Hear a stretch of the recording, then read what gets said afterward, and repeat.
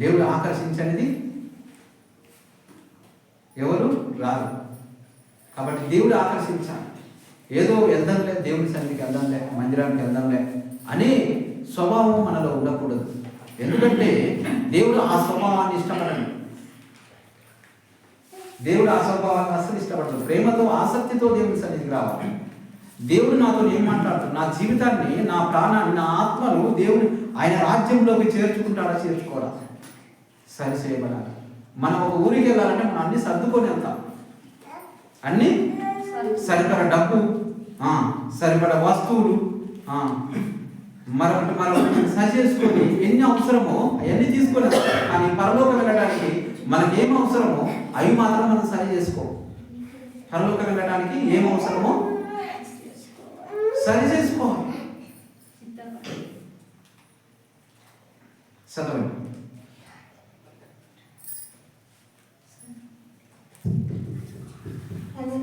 హల్లెలూయా. సమస్త దేశములారా యెహోవాకు ఉత్సాహధ్వని చేయుడి. యెహోవాకు ఉత్సాహధ్వని చేయుడి. సంతోషముతో యెహోవాను సేవించుడి.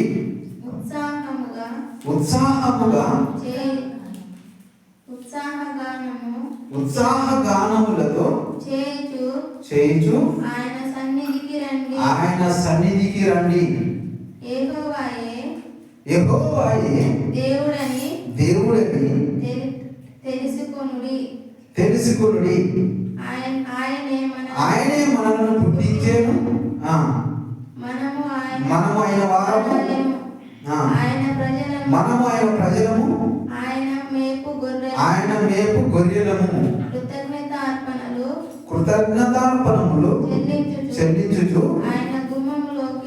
ఆయన గుమ్మములోకి ప్రవేశించుడి. కీర్తనలు పాడుచు ఆయన ఆవరణములలో ప్రవేశించుడి. ఆయనను స్తుతించుడి. ఆయన నామమును ఘనపరచుడి. యెహోవా దయాళుడు, ఆయన కృప నిత్యముండును, ఆయన సత్యము తరతరములుండును. హల్లెలూయా. ఆయన ఏమై ఉన్నాడు? సత్యమై ఉన్నాడు. ఆయన సత్యము తరతరములుండును. దేవుని వాక్యము నిత్యము నిలిచి ఉండేది. దేవుని వాక్యము నిత్యము నిలిచి ఉండేది. దానికి అంతము లేదు. మనకుంటది కానీ దానికి మాత్రం లేదు. కాబట్టి నీలో ఉన్నటువంటి ఆత్మ దేవుని వాక్యంతో ఆనుకోవాలి. ఎలా ఉండాలి? ఆత్మ దేవుని వాక్యంతో ఆనుకున్నప్పుడు ఆ వాక్యములో ఉన్నటువంటి సంపూర్ణత నీ ఆత్మలోకి ట్రాన్స్ఫర్ అవుతుంది, నీ ఆత్మలోకి ఫుల్ఫిల్ అవుతుంది. లేకపోతే రాదు. ఒక వైర్తో కనెక్షన్ అయినప్పుడే ఆ కరెంటు ఈ వైర్లోకి వచ్చేస్తుంది. కనెక్షన్ కట్ అయితే వస్తుందా? దేవుని యొక్క ఆత్మతోని, దేవుని యొక్క వాక్యంతోని నీ ఆత్మ ఆనుకున్నప్పుడు మాత్రమే దేవుని వాక్యములో ఉన్నటువంటి సమస్త శక్తి ప్రభావం అంతా కూడా నీలోకి వస్తుంది. లేకపోతే రాదు.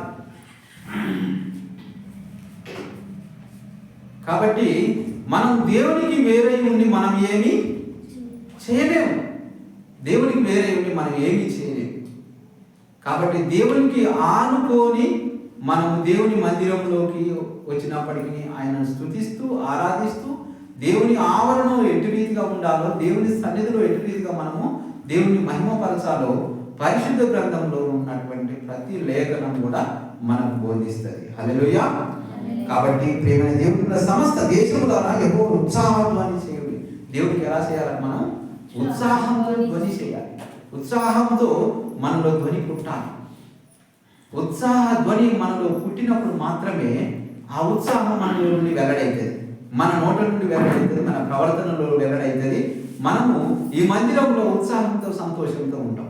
మనలో పుట్టలేదంటే ఇక మనం రాయి ఏమై ఉంటాం? మనం రాయి ఎలా ఉంటుంది?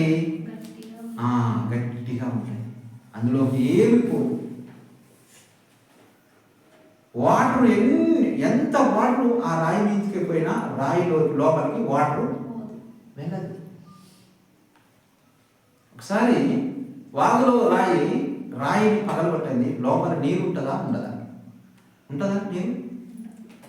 ఇంత రాయిని బండ్లాగిపోయి ఇంత రాయి పట్టుకొచ్చి పగలగొట్టండి, నీళ్ళలో దాన్ని తీసుకురండి, అందులో ఒక రాయిలోకి వాటర్ ఉంటుందా? ఉండదు. ఎందుకు ఉండదు? అది రాయి. మనం కూడా రాతి గల హృదయాలుగా మనం ఉన్నప్పుడు దేవుని వాక్యము అందులోకి వెళ్ళదు. మనం ఎలా ఉండాలి? దున్నబడాలి. ఇర్మియా గ్రంథం 4వ అధ్యాయం 11వ వచనం.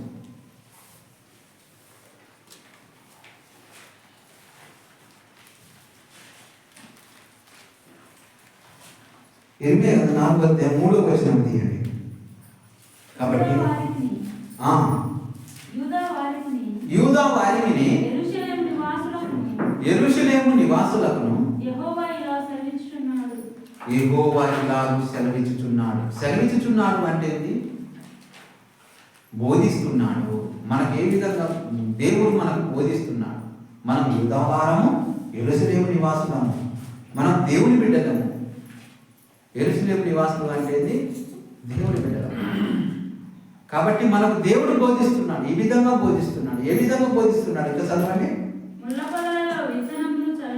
ముళ్ళ పొదలలో విత్తనములు చల్లక మీ బీడు పొలములను దున్నుడి. హల్లెలూయా. కాబట్టి మన హృదయాలు ఎలా ఉన్నాయి? బీడు బారిన హృదయాలుగా ఉన్నావే. ముళ్ళ పొదలతో, గచ్చ పొదలతో అందులో ఉన్నావేమో ఒకసారి మనం పరిశీలించుకోవాలి. గచ్చ పొదలు అంటే ఏంటి? బీడు భూములు అంటే ఏంటి? గచ్చ పొదలు అంటే ఏంటి? అంటే మన ఆలోచనలలో మనలో ఉన్నటువంటి శరీరాశ, జ్ఞాతరాశ, జీవ డంబములు. గచ్చ పొదలు అంటే ఏంటంటే, గచ్చ పొదలు ఏం చేస్తాయి చెప్పండి? ముళ్ళ కంప ఏం చేస్తుంది చెప్పండి? కూర్చుతుంది. ఇతరులను ఏం చేస్తుంది? కూర్చుతుంది. తనను అట్టివారి నోట నుండి మాటలాట ఇతరుని హాని చేస్తాయట. అట్టివారి మాటలు ఏం చేస్తూ ఉంటాయి? ఇతరులను హాని చేస్తాయి. అంటే పొడిచినట్టు ఉంటాయి, బల్లెంతో పొడిచినట్టు ఉంటాయి, సూదితో కుచ్చినట్టు ఉంటాయి ఆ మాటలు. కాబట్టి అలాంటి వాళ్ళు గచ్చ పదాలను ఏం చేసుకోవాలి? ఈ యొక్క నూతన సంవత్సరంలోకి మనం ప్రవేశించేటప్పుడు ఈ పదాలను ఏం చేసుకోవాలి? తీసేసుకోవాలి. ఈ గచ్చ పదాలను తీసివేసుకొని నూతన సంవత్సరంలోకి మనం ప్రవేశించి అవి ఏమీ లేకుండా చూసుకోవాలి. బీడు భూముల దున్నుడి. మనం దున్నినాకనే విత్తనాలు వేస్తామా? దున్నక ముందు విత్తనాలు వేస్తామా? దున్నుతాము. అల్లా పొదలు ఏమైనా గచ్చ పొదలు ఉంటే తీసేస్తాం. ఇంకా చాలా మనం పనులు చేస్తాం. చేసిన తర్వాత దున్నబడిన తర్వాత, భూమి దున్నబడిన తర్వాత ఓకే ఇప్పుడు మనం విత్తనాలు వేద్దాం అనే పరిస్థితి వచ్చినప్పుడు మనం విత్తనాలు వేస్తాం. అదేవిధంగా దేవుని వాక్యం అనే విత్తనాలు కూడా మన అంతరంగంలో వేసుకోవాలి అంటే మనం ఏం చేయబడాలి? దేవుని సన్నిధిలో దున్నబడాలి. దేవుని సన్నిధిలోనే మనం గచ్చ పొదలు మొత్తం తీసేసుకోవాలి. తీసేసుకున్న తర్వాతనే మనము దేవుని యొక్క వాక్యములను మన అంతరంగంలో చేర్చుకోవాలి. హల్లెలూయా. అలా ఉన్నప్పుడు మాత్రమే మన అంతరంగంలో వాక్యము నాటబడి ఎదిగి ఫలిస్తుంది దేవుని బిడ్డ. హల్లెలూయా. కాబట్టి గచ్చ పొదలను, బీడు భూములను దున్నుడి. ఇంకా చదవండి. ప్రియమైన దేవుని బిడ్డలారా, దేవుని వాక్యం జాగ్రత్తగా నూతన సంవత్సరంలోకి వెళ్ళేటప్పుడు అలాంటి పరిస్థితి మన అంతరంగంలో లేకుండా చూసుకొని దేవుని యొక్క ఉన్నత పిలుపునకు పిలువబడిన వారమై దేవుని యొక్క పిలుపుకు తగినట్టుగా మన అంతరంగ జీవితమును, మన ఆత్మీయ జీవితమును కట్టుకోవాలని దేవుని వాక్యం సెలవిస్తుంది. హల్లెలూయా. ఇంకా చదవండి. అవిధేయులై ఉండుట మానుకొని మీ దుష్ట క్రియలను బట్టి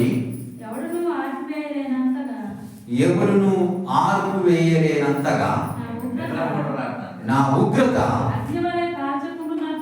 అగ్నివలే కాల్చకుండునట్లు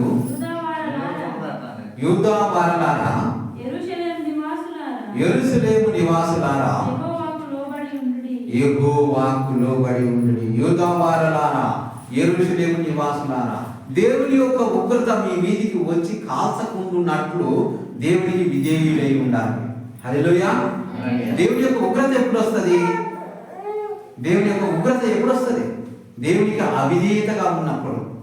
గచ్చ పొదలతో ఉన్నప్పుడు, గచ్చ పొదలు ఏం చేస్తారు? మీరందరూ గచ్చ పొదలతో ఉన్నప్పుడు ఆ పొదల్ని ఏం చేస్తారు? పోగు చేసి కాల్చివేస్తారు. పోగు చేసి కాల్చివేస్తారు. కాబట్టి మనం కూడా గచ్చ పొదలతో కలిగి ఉన్నామో, గచ్చ పొదల లాంటి జీవితంతో మనం కలిగి ఉన్నప్పుడు దేవుడు ఏం చేస్తాడు? ఆయన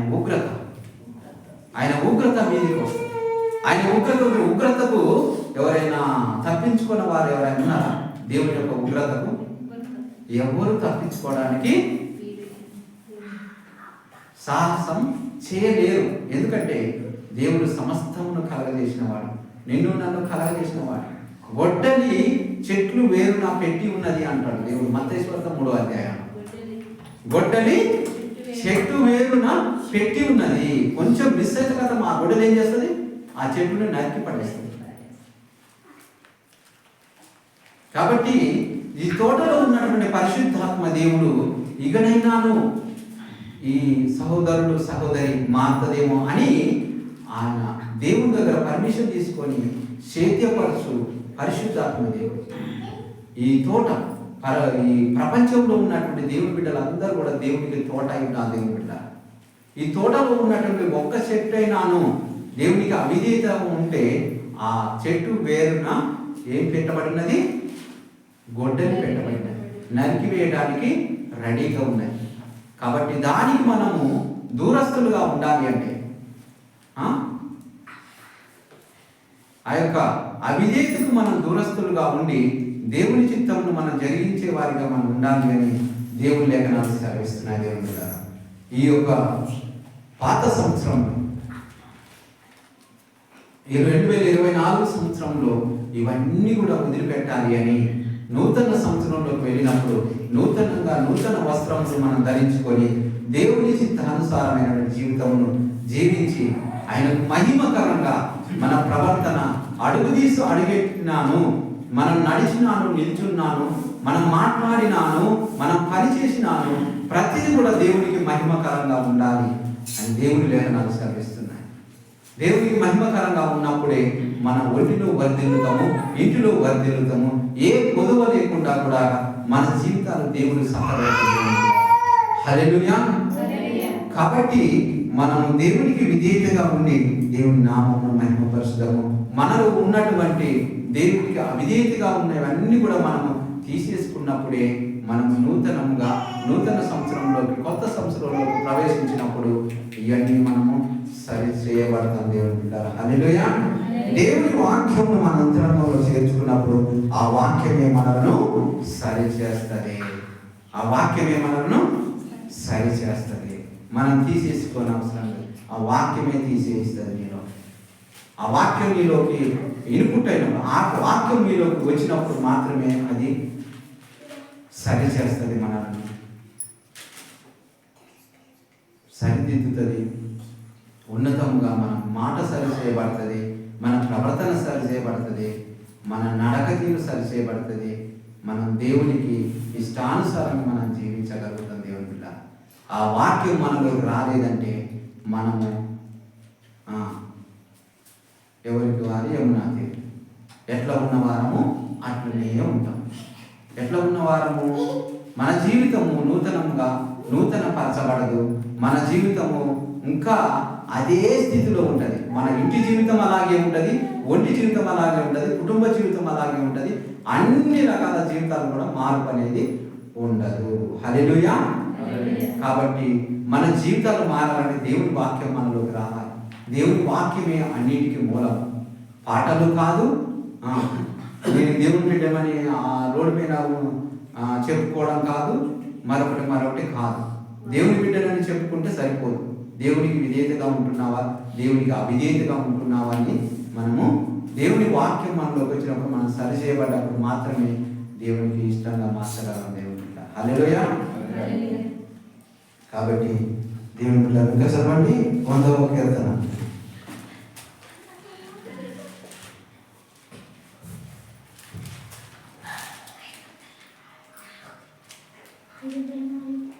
సంతోషంతో యెహోవాను సేవించుడి, ఉత్సాహగానం చేయుచు ఆయన సన్నిధికి రండి. ఎలా? ఆయన సన్నిధికి ఎలా రావాలి? సంతోషం యెహోవాను ఉత్సాహగానముతో ఆయన సన్నిధికి రండి. ఉత్సాహగానం అంటే ఆర్చుకుంటూ పిట్టలు ఆర్చుకుంటూ కాదు. ఉత్సాహగానం అంటే మన అంతరంగంలో ఉండాలి. ఉత్సాహగానం ఎక్కడ ఉండాలి? మన అంతరంగంలో ఉండాలి. బయటికి వాయిస్ బయటికి ఆర్చుకుంటూ కాదు, బయటికి ఆర్చుకుంటూ ఈ మందిరంలోకి ప్రవేశించుడు కాదు. ఉత్సాహగానం అనేది మన అంతరంగంలో ఉండాలి. బైబిల్ వాక్యమే అంతరంగ స్వరూపాన్ని మార్చేది. బైబిల్ వాక్యం బాహ్య సౌందర్యం గురించి తెలియపరచదు, కానీ అంతరంగ సౌందర్యం గురించి, అంతరంగాన్ని బట్టి మాత్రమే బైబిల్ వాక్యము తెలియజేస్తుంది. దేవుని బిడ్డ, హల్లెలూయా. కాబట్టి మన అంతరంగమే దేవునికి ఇంపైనదిగా మనం ఉన్నప్పుడు, మన అంతరంగం దేవునికి ఇంపైనదిగా ఉన్నప్పుడు దేవుడు మనల్ని అంగీకరించి తన రాజ్యంలోకి మనల్ని చేర్చుకుంటాడు. పరలోక రాజ్యం నిమిత్తం మాత్రమే దేవుని నమ్ముకొని ఈ లోకంలో ధన భోగాలు, ఆస్తి భోగాలు, డబ్బు భోగాలు, బంగారాలు, ఇంకా మేడలు, మిద్దెలు, ఇవన్నీ కాదు. దేవునికి విధేయతగా ఉన్నప్పుడు నీకు ఏది అవసరమో, నీ కంచం కావాలంటే కంచం, మంచం కావాలంటే మంచము, కూడు గుడ్డ, నీకు అవసరమైన దేవునికి అన్నీ తెలుసు. దేవుని బిడ్డారా, హల్లెలూయా. అన్నీ దేవునికి తెలుసు. ఏది అవసరం, ఏ సమయంలో ఏది అవసరం, అది మీకు అనుగ్రహించబడుతుంది. సమయానుసారంగా మీకు అనుగ్రహింపబడుతుంది అని దేవుని వ్యాఖ్యానం సెలవిస్తున్నాడు. ముందే మీకు అనుగ్రహింపబడవు. ప్రతి దానికి సమయం కలదు. చికెన్కి సమయం కలదు, మటన్కి సమయం కలదు, చేపలకి సమయం కలదు, అన్నానికి సమయం కలదు. ప్రతిదానికి సమయం కలదు. సమయం లేకుండా వస్తాయా? నాటు పెట్టినాం ఎమ్మటి ఒళ్ళు కావాలండి అయితే దానికి సమయం కావాలా? ప్రతిదానికి సమయం.